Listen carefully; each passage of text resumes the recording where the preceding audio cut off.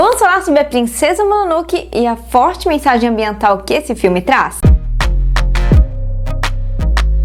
Olá, seja bem-vindo a mais um vídeo aqui no canal. Eu sou a Vani, sou engenheira florestal e hoje nós vamos comentar sobre o filme do Estúdio Ghibli, Princesa Mononoke. Pra quem não sabe, eu sou fã do Estúdio Ghibli, inclusive Totoro está hoje aqui na plateia. Pra quem não conhece o filme, ele não é o mesmo do que eu vou falar hoje, né? Ele faz parte de outro filme, que é o Meu Amigo Totoro. Mas eu também tenho personagens da Princesa Mononoke, depois eu mostro pra vocês. Como deu pra perceber, esse filme tem uma pegada ambiental, porque senão ele não ia parar aqui no Versada. Mas não espere uma super resenha, até porque eu admito que fazer resenha de filmes não é meu forte. Pra isso, eu deixo pra Mikan e pro Max Valarezo, que fazem isso de uma forma primorosa. Inclusive, assistam a análise deles sobre o Estúdio Ghibli, porque está incrível. Aqui eu vou fazer uma análise do filme percorrendo questões ambientais junto. E então eu vou trazer algumas críticas ambientais de acordo com a minha percepção do filme. Entendam que essa é uma análise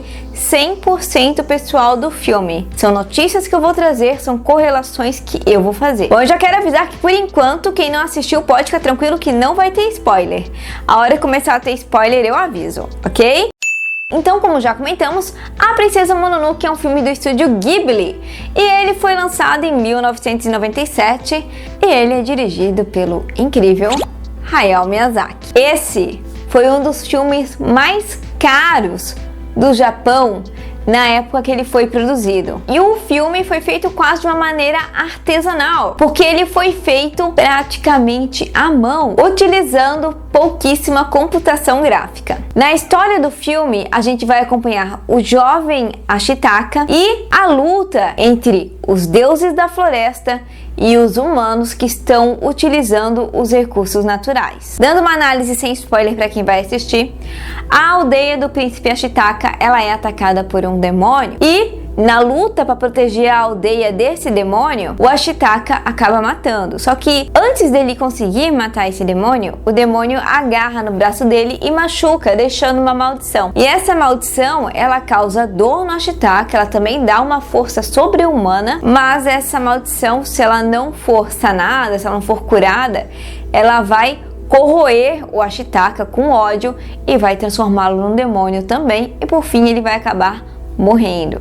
Então o que a gente vai acompanhar na história é a busca do Ashitaka para curar a maldição e descobrir o que fez esse deus da floresta, no caso, virar um demônio. Esse filme ele é muito interessante porque ele vai te trazer as diferentes nuances do ser humano e as suas relações com a natureza. Gente, eu só posso dizer que o filme é incrível. Assistam porque daqui em diante é puro suco de spoiler. Vai ter spoiler pra tudo que é lado. Então, estejam avisados que passou daqui, eu não me responsabilizo mais por quem não assistiu, ok? A história do filme Princesa Mononoke vai se passar na era Muromachi, no Japão. E esse período vai de aproximadamente 1336 até 1573. A gente vai pegar ali mais ou menos o Japão feudal. O que eu acho que é muito importante saber pra gente até entender o contexto da história. Então, como é que começa a história? Começa com o deus Javali, o Nago, transformado em um demônio, um deus da maldição, um Tataragami, e esse deus da maldição, ele corre em direção à aldeia do Ashitaka. O Ashitaka ele vai tentar proteger a aldeia, ele vai lutar com esse deus Javali, que agora já virou um Tataragami, e nessa luta ele vai acabar aí sendo machucado pelo Tataragami, que vai deixar uma parte da maldição no Ashitaka. Só que o Ashitaka vai acabar matando ele. Então ele vai notar que o braço dele tá estranho, ele vai notar que tá com muita dor, ele vai notar que ele até ganhou uma força sobre-humana. Só que essa maldição, por fim, vai acabar transformando ele num Tataragami também, num deus da maldição. E, por fim, vai acabar matando ele. Os moradores vão descobrir que o que corrompeu o deus Javali foi uma bola de ferro, que aparentemente veio de uma arma de fogo. Então, eles se reúnem na aldeia. A anciã conversa com a Ashitaka e fala que ele tem que ir na direção oeste, na direção que veio o javali, para ele descobrir qual é a origem do problema, para ele saber o que está acontecendo, para ele conseguir se curar dessa maldição. E aqui já começa o primeiro ponto que eu quero fazer uma correlação sobre essa mudança de comportamento do javali depois de ter sido atingido por uma bola de ferro. Uma das últimas falas do Deus Javali antes de morrer foi bem assim marcante, porque ele fala: vocês vão sentir o meu ódio e vão sofrer o que eu sofri. Vamos trazer agora para o mundo de hoje. Diariamente, animais são atingidos por arma de fogo, geralmente por pessoas más, principalmente que praticam a caça ilegal. Muitas vezes esses animais que são atingidos por armas, eles não morrem de imediato. Muitos sim. Outros ficam agonizando muito tempo com os machucados e com as balas alojadas no corpo. Inclusive, eu quero trazer uma notícia para vocês. Essa é a notícia sobre o macaco que foi apelidado carinhosamente de Jorginho. Esse macaquinho ele foi encontrado pela polícia ambiental e acredita-se que a mãe dele tenha sido morta por caçadores e que esse macaquinho tenha ficado órfão e doente. Mas agora presta atenção nesse detalhe aqui da notícia. A equipe que tratou Jorginho notou alterações no comportamento do macaco e notou também alterações no rosto do macaco e resolveu submeter o macaquinho a uma radiografia. E eles constataram inúmeros fragmentos de chumbo dentro desse animal, que provavelmente eram oriundos de arma de fogo. Então aqui a gente já começa o filme trazendo problemas ambientais, porque a caça ilegal é um sério problema ambiental. Mas continuando a história, lembrando que o Ashitaka está indo para o oeste, tentando descobrir o que aconteceu com o Deus Javali, quem que atingiu ele, como que aconteceu as coisas.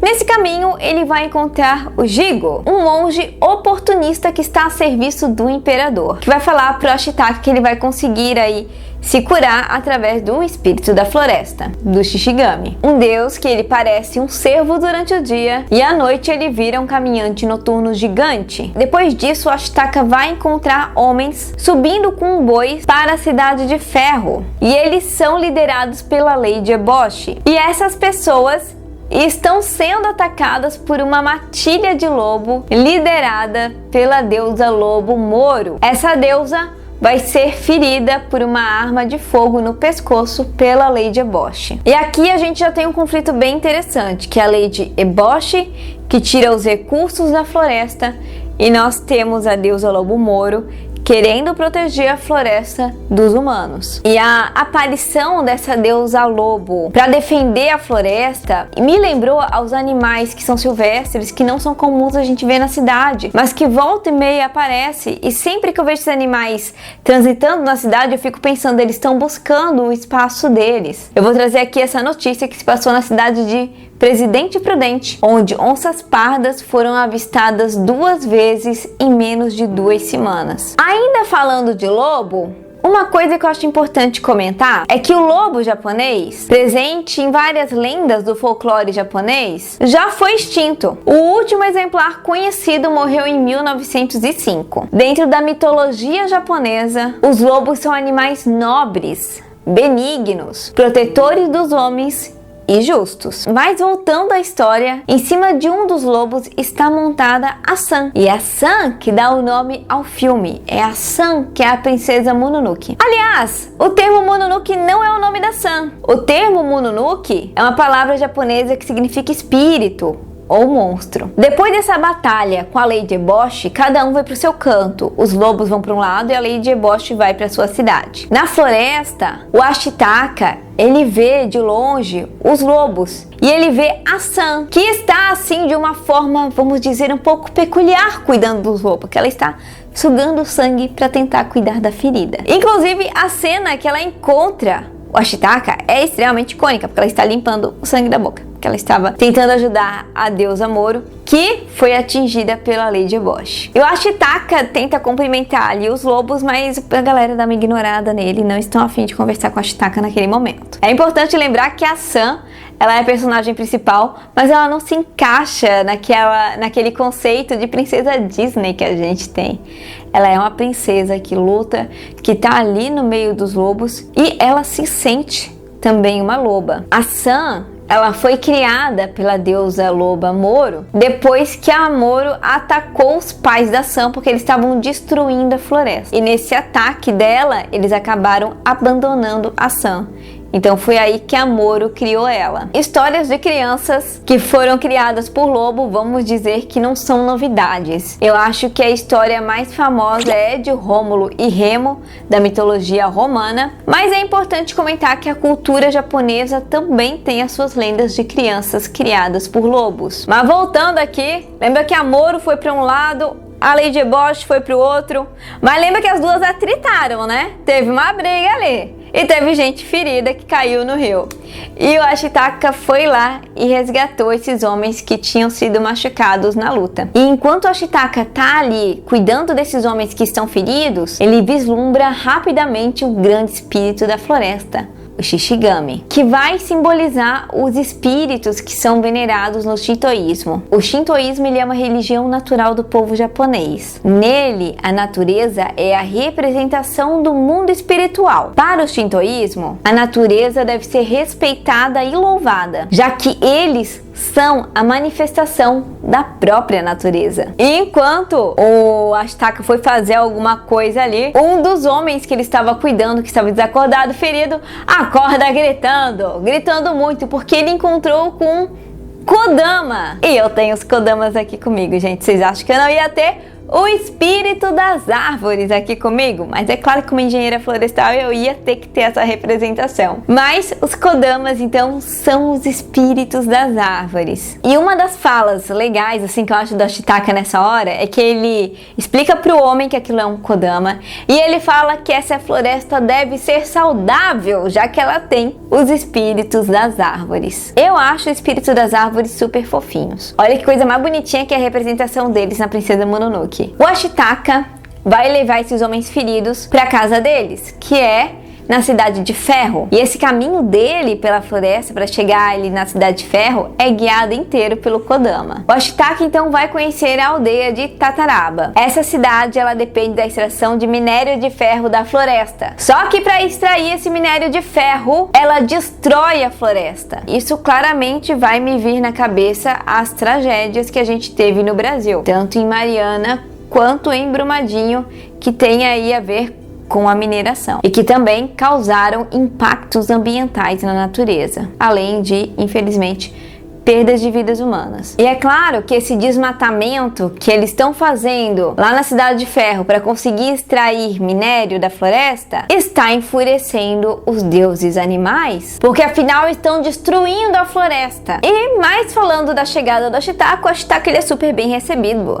As pessoas recebem ele até com fascínio, afinal ele é um estrangeiro gente boa que chegou ali na cidade. A Cidade de Ferro ela vai ser governada pela Lady Bosch, que é uma mulher muito forte, que vende ferro para o governo e com esse dinheiro ela compra mulheres que seriam vendidas para bordéis e cuida de pessoas com hanseníase. A hanseníase, para quem não conhece, é o atual nome que se dá a lepra. E ela protege essas pessoas dos ataques dos samurais e do ataque dos deuses da natureza. Eu acredito que a Lady Bosch, sem dúvida, é a personagem mais complexa da história. Eu não vejo ela como uma vilã. Pra mim, ela é uma pessoa que sofreu muito, que deve ter uma história de vida e que aprendeu a ser forte, a proteger as pessoas que ela se importa e que pra isso ela vai fazer o que for. Eu falando assim, parece que não se encaixa. Mas na hora que vocês assistirem o filme, vocês vão ver que ela não é uma personagem simples de se descrever. Até porque a Lady Bosch ela está destruindo a floresta sim. E isso é um fato, ela está irritando os deuses da natureza. Mas ela está fazendo isso para conseguir se proteger e para proteger pessoas que eram renegadas pela sociedade, como mulheres que seriam vendidas e como as pessoas que têm hanseníase. Inclusive as pessoas que têm hanseníase, principalmente nos tempos mais antigos, elas sempre eram excluídas das comunidades. Tanto que isso me trouxe até à mente a imagem dos leprosários, onde as pessoas que tinham hanseníase eram separadas à força das suas famílias. E ainda falando dessas pessoas que eram renegadas pela sociedade, as mulheres são extremamente independentes nessa cidade da Lady Ebosh. São elas que processam o ferro. E os portadores de hanseníase são eles que fazem o design das armas. E a Lady Ebosh é extremamente carinhosa, atenciosa e ela realmente cuida de todos eles. Então, eles se sentem acolhidos por ela e todos eles amam ela. Isso é muito nítido no filme. E agora vem a parte que o Ashitaka ele descobre, então, que a cidade produz ferro desmatando. E além de conseguir ferro desmatando, isso está gerando o quê? Conflito com o senhor de terras próximo e está gerando conflitos com os deuses da natureza, que no caso, por último, foi o Nago, aquele deus javali que atacou a cidade do Ashitaka lá no início, lembra? E a Lady Ebosh, então, ela vai assumir para o Ashitaka que ela atirou sim no Nago, nesse deus javali, transformando acidentalmente em um demônio. E ela também vai contar que a San, que é a nossa princesa Mononoke, foi criada pelos lobos e que ela não se sente à vontade ali entre os humanos, que ela prefere ficar com os lobos. Uma cena interessante é quando a Lady Ebosh ela tá testando uns dos designs novos das armas e ela atira em direção à floresta. E por que ela atira em direção à floresta? Porque à noite os macacos estão plantando as árvores que ela derrubou. E ela está atirando nos macacos para que eles não plantem árvores. E essa cena dos macacos tentando plantar e serem impedidos, mas me trouxe tanta coisa pra gente conversar. E uma das coisas são os defensores ambientais. 7 entre os 10 países com mais mortes de defensores ambientais está na América Latina. E os assassinatos se concentram principalmente entre o Brasil e o Peru, que é onde está a Amazônia. Outra notícia na mesma linha que essa é que o Brasil é o 4º país do mundo que mais mata ativistas ambientais, de acordo com a ONG Global Witness. E outra coisa que me veio à mente, sem dúvida, é o conflito entre os indígenas e os fazendeiros. E esse é um que a gente tem notícias praticamente todo dia. E outra luta que a gente vê muito nos noticiários também é a luta dos indígenas contra os garimpeiros ilegais. Mas retomando aqui a história, de repente a San consegue entrar na cidade da Lady Ebosh. Vocês lembram que as duas se detestam, né? Você lembra que teve uma hora ali que as duas estavam se atacando. Mas essa luta especificamente, as duas lutam diretamente, porque antes teve a deusa Moro ali. Dessa vez, a San entra e é ela e a Lady Ebosh lutando. E são duas mulheres extremamente fortes dentro da narrativa. De um lado a gente tem a Lady Ebosh, que quer destruir a floresta, porque ela quer proteger as pessoas que ela cuida, ela quer produzir mais. E para ela faz mais sentido não ter a floresta ali. E do outro lado a gente tem a San, que é proteger a natureza, que não aguenta mais ver os deuses da natureza virando demônios por causa desse desmatamento da floresta. As duas começam a lutar e o Ashitaka separa as duas. O Ashitaka, ele é a pessoa neutra da história. A gente tem de um lado a Ebosh, a gente tem do outro a San. E no meio a gente tem o Ashitaka, que fica dos dois lados. É por isso que eu comento que não tem como ter um bom e um ruim dentro dessa história. Porque apesar de parecer que a Lady Ebosh ela é 100% ruim, quando vocês veem o filme, vocês veem que tem nuances dela dentro da história. E fica mais fácil entender porque que a maioria das pessoas não considera ela uma vilã. Mas o Ashitaka chegou lá e dominou as duas que estavam se matando, então ele fez as duas pararem de brigar. Nessa confusão toda das duas lutando, do Ashitaka tentando ali apaziguar a briga, o Ashitaka levou um tiro. Mas lembram que a maldição deu força sobre-humana para ele? Mesmo ele super ferido, ele conseguiu então tirar a San em segurança para fora da cidade.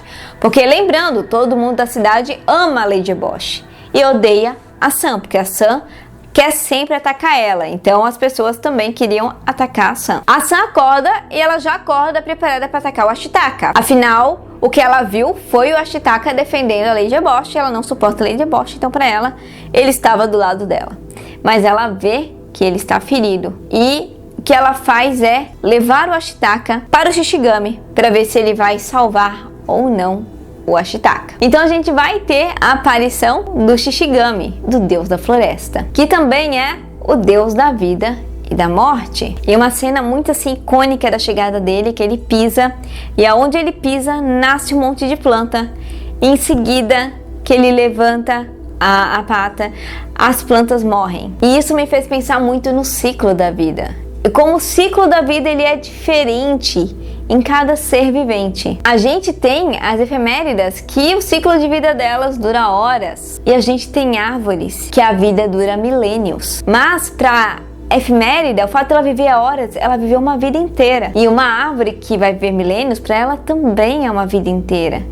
E é muito importante pensar, por exemplo, que a hora que o Shishigami pisa e as plantas nascem, a hora que levanta o pé elas morrem, elas viveram uma vida inteira ali. Aquilo foi um ciclo, não é que passou rápido demais. Elas viveram aquele momento. Então é uma reflexão muito interessante sobre vida e morte. E a decisão do Shishigami é de curar o Ashitaka. Vocês lembram que a Lady Eboshi conseguiu fazer inimizade com todos os deuses da floresta, porque afinal ela destruiu a floresta e provocou a ira de todos os deuses que moravam ali. E lembra do Nago, que atacou a vila do Ashitaka no início? Ele é substituído, já que ele morreu, e ele vai ser substituído pelo Okoto, que vai o quê? Atacar os humanos, mesmo sabendo que talvez eles não sobrevivam, ele e todos os javalis que ele lidera.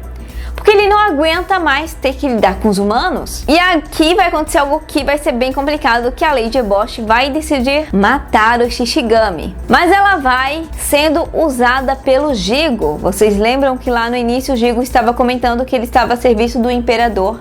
Então, o Jigo, ele vai ter que levar a cabeça do Shishigami para o imperador, porque o imperador acredita que a cabeça vai dar imortalidade para ele. E Jigo tá utilizando a Lady Eboshi para fazer isso, fazer o trabalho sujo, porque ele tá a fim de ganhar a recompensa dele. E o Jigo, ele é a representação clara, transparente da ganância humana. O Ashitaka melhora e ele vai para a Cidade de Ferro, e ele já encontra a Cidade de Ferro sitiada, sendo atacada pelos samurais do Asano, que é um senhor local ali. E o clã do Javali foi aniquilado em batalha, e isso causa um sofrimento muito grande no Okoto, que é o deus javali que estava liderando os outros. Os homens do Jigo, eles enganam esse Okoto, deus javali, para que ele leve esses homens até o deus da floresta. E ele quer chegar logo lá no deus da floresta, para ele conseguir recuperar os outros javalis. Mas Okoto, ele está extremamente corrompido pela dor, ele está sofrendo muito. O que acontece?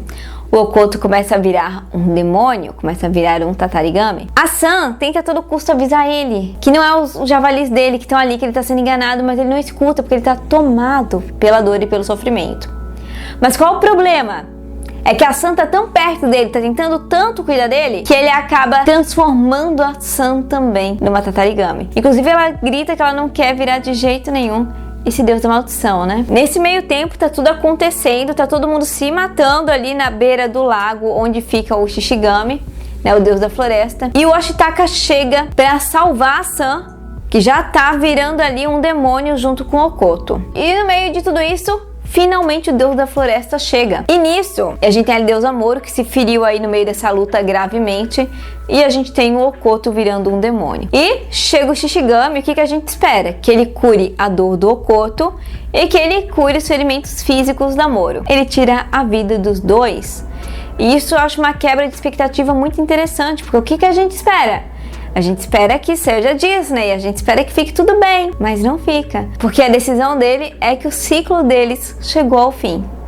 Isso é muito interessante. Quando o Shishigami começa a se transformar no caminhante noturno, a Lady Eboshi arranca a cabeça dele. Lembrando que ela está sendo utilizada pelo Jigo. E o Jigo, o que ele faz? Ele já cata de imediato a cabeça, já coloca ali em um local para poder levar para o imperador. Enquanto o Jigo está levando a cabeça do Shishigami, o corpo dele começa a soltar um lodo que vai cobrindo a floresta, e aonde esse lodo toca, começa a morrer. E os Kodamas, que são os espíritos das árvores, também começam a morrer. É uma cena bem triste, que eles são tudo caindo de cima das árvores. Essa cena do Shishigami sofrendo, soltando lodo, que acaba sendo mortal, dos Kodamas caindo das árvores, me mostra muito a natureza sofrendo com a ganância humana. E a gente tem vários sinais de que a natureza está desequilibrada, que a natureza está sofrendo por causa dos humanos. A gente tem o aumento das secas em alguns lugares, ou o aumento das inundações em outros. A gente está tendo furacões cada vez piores. A gente está tendo aumento na temperatura, que está causando inclusive a extinção de animais e plantas. Inclusive a ganância humana está fazendo a floresta perder suas próprias características. Saiu recentemente uma notícia de que a Amazônia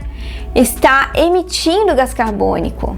sendo que ela antes absorvia, ela era um sumidor de gás carbônico. Mas voltando à história, de repente a cabeça da Moro ganha vida e arranca o braço da Lady Bosch, que pega completamente de surpresa. E ali a Moro acaba tendo a sua vingança contra a Lady Bosch. A Cidade de Ferro ela é evacuada para que os moradores consigam sobreviver a esse lodo mortal que está saindo então do Deus da Floresta. O Ashitaka e a Sam perseguem o Jigo e conseguem recuperar a cabeça do Shishigami. E eles devolvem então a cabeça para o espírito da floresta. Só que já é tarde demais. Ele pega a cabeça, mas ele acaba morrendo. Mas mesmo ele morrendo, aquele lodo todo se transforma.